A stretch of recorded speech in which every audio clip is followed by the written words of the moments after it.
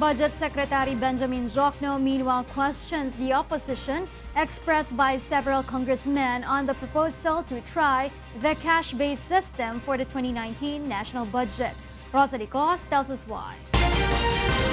Budget Secretary Benjamin Diokno wonders why the sponsor of the budget reform bill and the chairman of House Committee on Appropriations, Congressman Carlo Nograles, is now against the proposed 2019 national budget, which is under the cash-based budgeting program. The budget reform bill requires contractors to finish the projects within a year, while under the cash-based budgeting, government agencies must only propose projects implementable within the fiscal year. Diokno says the change in the House of Representatives leadership was the one who sponsored this bill. He shepherded it and he said this is an excellent measure. Now after the change in leadership, there's a change in of his mind. Right? He calls it now a bad measure. From good to bad, tell me what's the reason. Nograles has yet to respond on the matter, but the Solon has earlier claimed that the DBM did not advise them on the result of the budget reform bill and that using the cash-based budgeting system would mean deep budget cuts in government agencies. Diokno further speculates that lawmakers possibly want to increase the budget for next year to fund their pet projects. He notes it is normal for election-seeking politicians to impress their constituents. Maybe, I'm speculating, right? They want a bigger project, more projects in their district. That's natural, right? If you're a congressman, you want to impress upon your constituents, maybe you need more projects. Meanwhile, Budget Secretary tags House Speaker Gloria Arroyo as the master of the reenacted budget. If the Congress rejects the Duterte administration's budget proposal for the first time, Secretary Diokno assures the executive will not abuse its power over savings in the budget. You know, the present speaker now, GMA, on the 9.5 years that she governed, she had 3 reenacted budgets. Okay? All right, if you remember that. Okay? So she's the master of reenacted budget. Okay? So no, we won't abuse the power of the executive. But savings, you'll see that some projects can be completed much faster if we augment their budget. But if there are some real savings, we will go to Congress and ask for a supplemental budget. The Duterte administration continues to convince the Congress to approve the proposed national budget. And if they will not budge, the administration will still continue on implementing the cash-based budgeting program. Rosalie Cos, UNTV News and Rescue, Malacanang. On the other hand, majority of the senators support the administration's cash-based budgeting system for 2019. Here's Nel Maribohok to tell us why. The Senate Committee on Finance has yet to decide on when to resume the deliberations on the 2019 proposed national budget. This is despite the announcement of the lower house that they are now proceeding with the budget briefings, supposedly after a compromise is reached with the budget department. Most of the senators nonetheless expressed support to the administration's budget reform, particularly the implementation of the cash-based budgeting system. All senators caucus that we are supporting the cash-based to avert a reenacted budget. Kaya kami payag doon sa cash-based budgeting sapagkat pwede naman mag-amend within the budget. Senator Panfilo Clarkson opposes a reenacted budget for 2019, saying it is vulnerable to corruptions. Mas prone sa manipulation kasi nga parang buong lump sum, buong budget ng 2018 magiging lump sum budget for 2019. He thinks the congressmen might have been worrying they will get measly funds for their respective districts under the new system. Kasi pag cash-based, di ba, putol-putol yung projects. Ang popondohan lang yung maka-accomplish mo or matatapos yung implementation within the fiscal year. So, hindi sila makakakuha ng malaking appropriation for their districts. Nel Maribohok, UNTV News and Rescue, Senate of the Philippines. The House of Representatives has approved on third and final reading the House Bill number 7735 or the Rice Tariffication Bill. Voting 207, the lawmakers passed the bill which seeks to allow the unlimited entry of imported rice subject to 35% tariff from the Association of the Southeast Asian Countries. The measure, which is among the priorities mentioned by President Rodrigo Duterte at his third State of the Nation address, is expected to ease inflation as it will slash the retail cost of rice once enacted. The government would also save up to 20 billion pesos, which it intends to use to subsidize the local rice farmers. But the Makabayan Bloc opposes the bill, citing the measure's risk to the local rice industry. Sa susunod na mga buwan ay babahain tayo ng mga imported na bigas at tiyak papatay ito sa ating mga magsasaka. The Department of Trade and Industry launches its program called DTI Suking Tindahan that sells SRP-level in basic and prime goods in sari-sari stores. Monokson tells us why. To ensure consumers access to reasonably priced necessities and prime commodities, even at the sari-sari store level, the Department of Trade and Industry rolls out its newest program called DTI Suking Tindahan. The said program is open to major sari-sari stores, wholesalers, and cooperatives that are willing to sell basic and prime goods within or lower than the suggested retail price. Gusto natin mas maraming magbenta ng SRP price. Kaya nagbukas tayo ng mga suking tindahan. DTI aims to link the recognized suking tindahan with manufacturers and distributors who can provide the basic and prime goods at discounted rates. This will allow the sari-sari stores to sell goods within or below the SRP, thereby ensuring the sustainability of the Suking Tindahan program. Mas mura daw dito eh. Dito ako pinabibili ng balitiyahin ko eh. DTI piloted 3 Suking Tindahan in Marikina City and more will be opened soon in other areas. Merong isang tindahan sila or may mga tindahan silang pwedeng puntahan na yung mura, yung mga hindi ma-afford na bumili ng mamahaling klase. Yun, doon sila doon ka makakatulong. DTI is targeting to establish more than 1,000 suking tindahan in 2 years to help consumers cope with the surging inflation. Meanwhile, DTI observes an increase in the prices of vegetable and fish produces during a price monitoring inspection conducted in Marikina Public Market. A price freeze is currently in effect in Marikina because it is under a state of calamity. DTI believes the Suking Tindahan project will help Mariqueños displaced by the recent flooding. A consumer group also conducted its own price monitoring and noticed that price tags are missing in some products in a supermarket. The group also monitored that some brand of sardines are 1 peso higher compared to those listed on the SRP.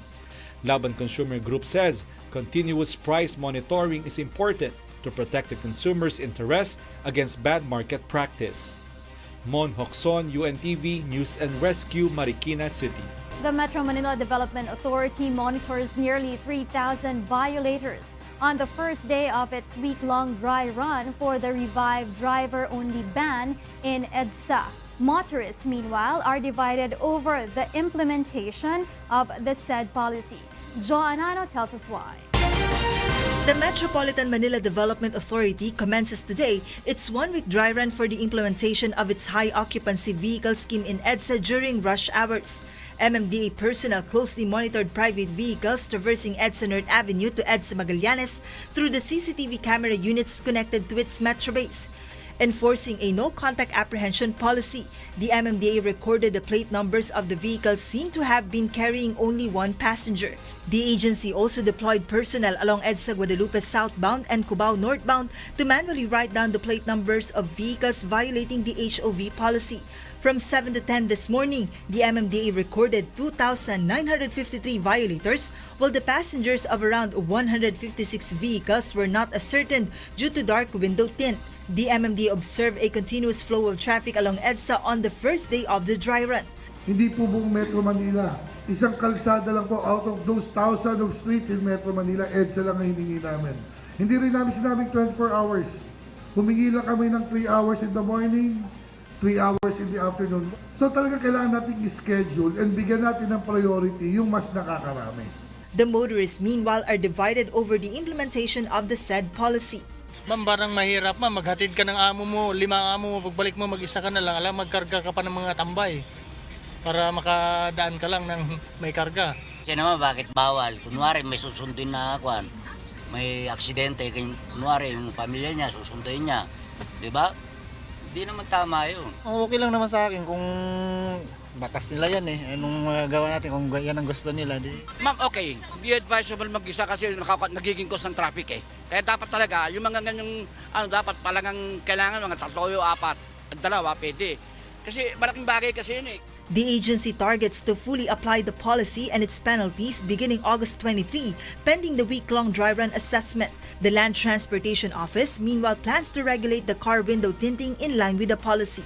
Joanano, UNTV News and Rescue, Makati City. The House of Representatives will resume its deliberations on the 2019 proposed budget after announcing a suspension last week. Grace Casin tells us why. The members of the House of Representatives will take up again the 2019 proposed national budget after suspending briefings over budget cut concerns. According to House Majority Leader Rolando Andaya Jr., the resumption comes after agreeing to have a compromise when they met with President Rodrigo Duterte to express their sentiments. Andaya notes there are ways to restore the budget cuts made in government agencies under the cash-based budget proposal, like realigning funds. However, he clarifies the budget will not be increased. We have initial communication from DBM on where we can source some of these much-needed projects, lalong-lalo na sa health sector and sa educational sector. Meron ng initial na amount na binigay. Co-op-NATCO Party List Representative Anthony Bravo, a member of the minority, says it is only right to restore the budget because otherwise the government would have been made to explain about the revenue it collected from the Tax Reform Package 1. Nakapag-generate tayo ng 9% increase for the first half of the year. Ibig sabihin, epekto yun ng trend low. But after that, nag-increase yung collection, magbawas tayo ngayon ng gastusin.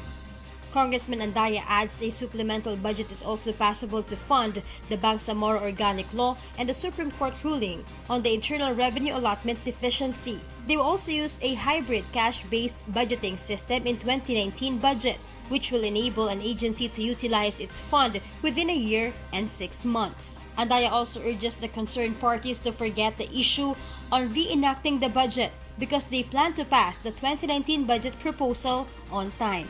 Kung ano yung demand, yun ang bigay natin. Yun naman ang prinomesa natin sa Train 2. So, from that agreement, I think we can move forward. Budget Secretary Benjamin Diokno, however, called the reports as fake news when sought for a comment on the alleged compromise between the proposed 2019 budget and concerns of lawmakers. Grace Casin, UNTV, News and Rescue, House of Representatives. The Commission on Elections plans to implement more security measures for the upcoming midterm elections amid allegations of 2016 poll fraud. Nel Maribuhok will tell us why. The Commission on Elections wants to employ concrete security features that will further protect the automation system of the 2019 midterm elections. This is the priority of the agency cited by COMELEC Commissioner Marlon Casquejo during the Senate hearing at his confirmation by the Commission on Appointments earlier. Casquejo says they want to remove doubts on poll automation process cast by allegations of irregularities in the 2016 elections that recently surfaced.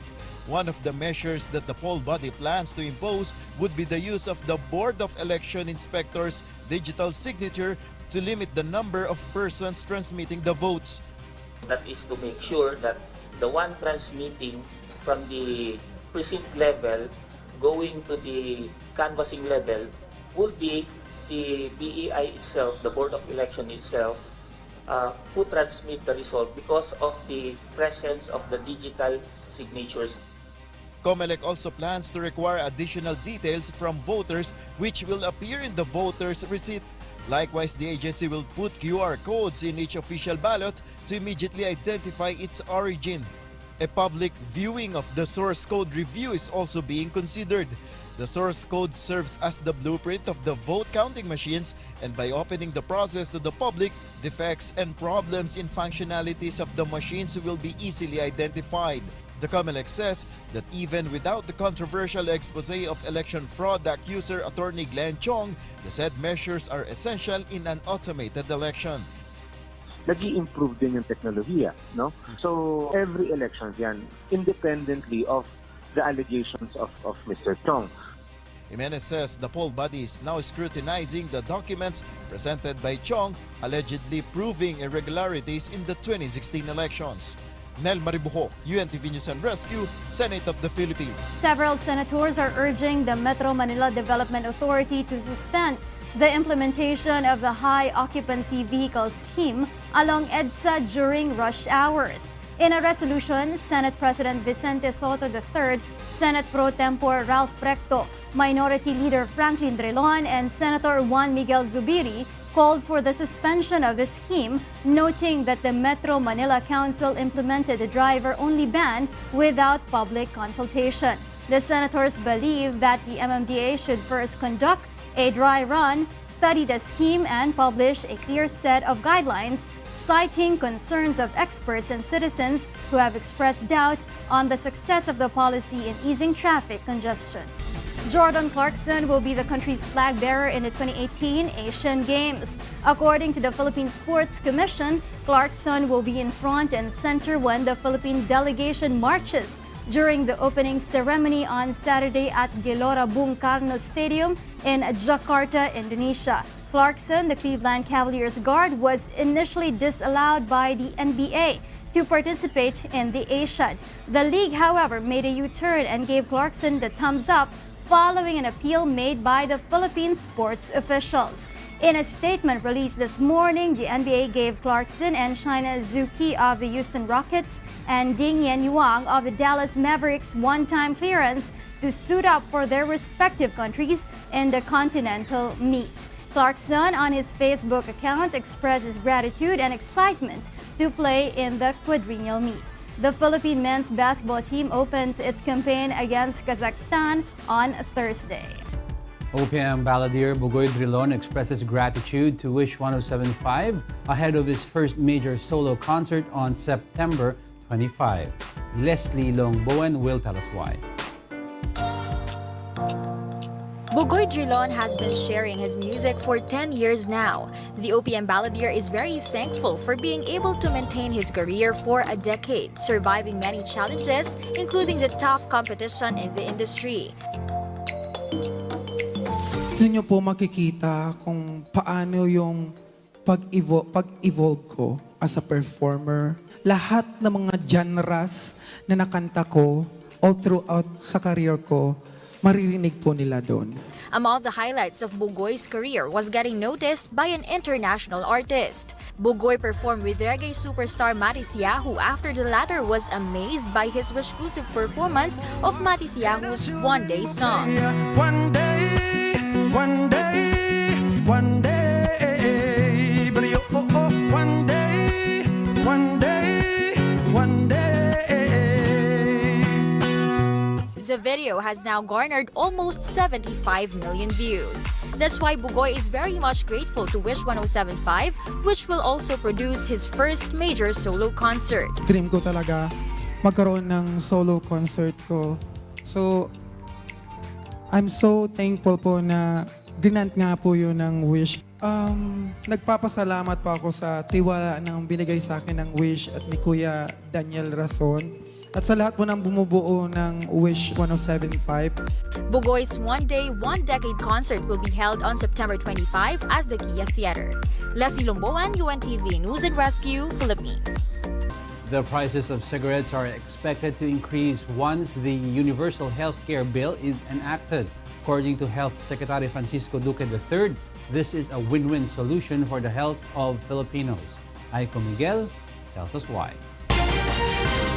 The prices of cigarettes are seen to go up further as higher tariffs are set to be imposed on tobacco products to fund the Universal Health Care Bill, which aims to provide Filipinos with access to health services. According to Health Secretary Francisco Duque III, the increase in tobacco prices is due to the new round of sin taxes, which will be on top of the hikes under the first package of the tax reform law. The tax hikes will be a major source of funding once the Universal Healthcare Law is enacted. Over 135 billion pesos fund is needed for the first year of its implementation and a total of 256 billion pesos for the fourth year. The 85% of the incremental proceeds will go to health, and 80% of the 85% share of the health sector doon pupunta sa PhilHealth, at yung namang 20% ay para mapondohan ang ating mga health facilities enhancement program. Though the amount of the price increase still depends on the decision of the lawmakers, Secretary Duque believes this is a win-win solution for the health of the Filipinos. He also supports Senator J.V. Ejercito's proposal to hike cigarette prices to 90 pesos per pack. If the Congress approves the bill, the government will collect more revenue compared to the current 35 peso price per pack in 2019. Magkakaroon po tayo ng proceeds of about 45 billion 2 million pesos, at malaking bahagi nito mapupunta po sa pagpondo ng PhilHealth para doon po sa atin mga mahihirap, walang kakayahan magbayad ng kanilang pagiging miyembro. The health official believes this move would also save more lives and reduce the number of smokers. It would also save the government billions of pesos in treating sick Filipino smokers. Our target is really to bring it down to the 14% level of smoking prevalence from a high of 21.47%. Pero yung 21.47%, bumaba na rin yan kasi nagkaroon na rin tayo ng sin tax. The World Health Organization has reported that 17 Filipinos are dying every hour due to smoking. Aiko Miguel, UNTV News and Rescue, Malacanang. The Global Compact on Migration Agreement is said to be formally adopted in Morocco in December. But for the Philippines, this first global deal spotlighting the issue on migration was long overdue. Robbie De Guzman tells us why. Representatives from different countries converge in Manila for a two-day conference to tackle the future of migration. The conference centers on the upcoming adoption of a global compact to promote safe and orderly migration and reduce human smuggling and trafficking. According to Foreign Affairs Undersecretary for Migrant Workers Affairs Sara Lu Ariola, this is the first international and multilateral agreement on migration governance that the Philippines has strongly pushed for. Ariola says the agreement culminates the lengthy negotiations on the contentious issue in New York, noting its aim to have a national policy and general framework in labor-receiving countries to prevent discrimination and other migration-related problems of Filipinos. The DFA official says the finalization of this deal was long overdue, which is envisioned to address negative impacts of irregular migration while respecting migrant rights and promoting security and prosperity of countries of origin and destination. The outcome of the conference will be submitted as input to United Nations Migration Network for a conference in Geneva, Switzerland in October. It's a non-binding instrument. Siya yung minimum standards para kung paano dapat itrato yung mga migrante sa buong mundo. More than 190 countries will sign the Global Compact on Migration Agreement, which is set to be formally adopted in Morocco in December. According to Ariola, the Philippines is one of the pillars of the agreement, which will hugely benefit over 10 million migrant Filipinos around the globe. She notes that the GCM is a good start to promote the protection of migrants as the pact states the responsibilities and suggestions of various countries on the proper migrant treatment. Siya yung basis mo talaga for the standard treatment of every migrant around the world. So sobrang importante siya sa atin to protect our migrants. Robbie De Guzman, UNTV News and Rescue.